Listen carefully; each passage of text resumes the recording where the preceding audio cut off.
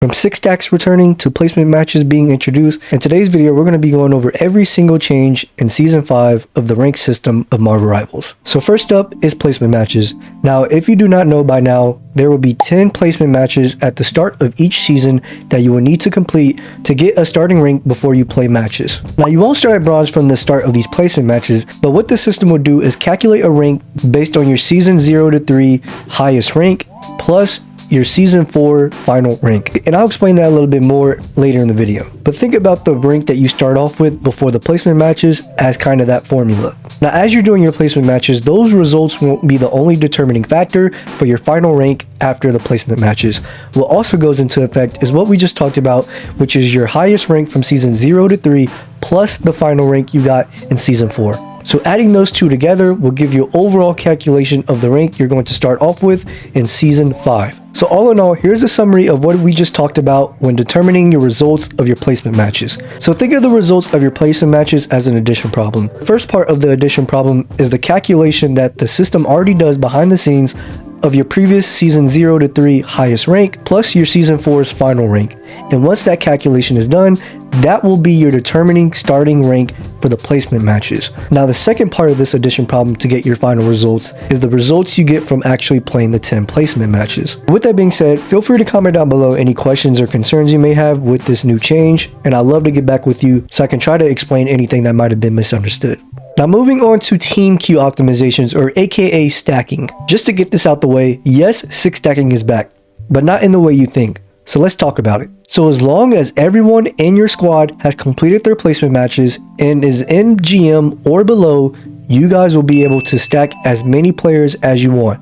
So you can do 1, 2, 3, 4, 5, or 6. Again, if you guys have all completed your placement matches and all of you guys are GM or below, you guys will have the ability to 6 stack. Now, if you guys try to do 5 GMs and 1 Celestial or higher player, that will not work. If you guys try to do that, then it will be capped at 2 players, aka duo, so the other 4 people will have to go. It is only GM and below that you guys can 6 stack. Going back to the placement matches, you guys will be able to 6 stack in the placement matches. But let's say you want to 4 stack with some people and 3 of you guys have finished your placement matches but 1 of you guys haven't.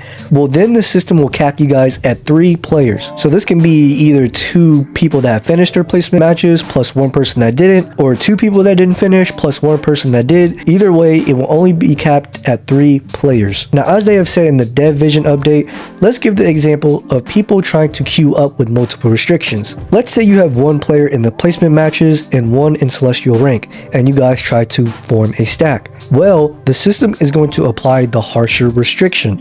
So that means you guys will only be able to stack as a duo, because the harder restriction activated here is that someone is in celestial rank or above, which means you can only be a duo when you're trying to queue. So if you guys try to, so let's say if you want to 3 stack with someone and you're GM, but 1 person has not completed their placement matches and the other person is in celestial, well, you guys are going to be capped at 2 players because the harder restriction activated there is that someone's in celestial rank. The system does not care about the guy that has not finished their placement matches. Now lastly, to talk about ranked rewards in Season 5 and beyond, this change will only apply to people in Celestial or above, but you will no longer be getting 2 separate rewards for Season 5 and 5.5 and beyond.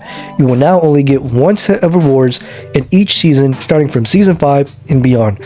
So you won't get 2 crest of honors and other things like that. So unlike previous seasons where you would get 2 sets of rewards per season, that is not the case anymore for people in Celestial and higher. Now here's my final thoughts on how I feel about the changes coming to the rank system in Season 5 and beyond. Unlike Celestial and higher though, that is not going to be the case. And Celestial higher is still going to be randomized and kind of spontaneous on how the people are going to be in your games. In GM and below, you kind of get the options to choose who you get to play with and how many people you want to play with when it comes to ranking up. So really, there is no excuse for anyone that is somewhat decent of the game to not get to at least Grandmaster at the start of Season 5 and beyond.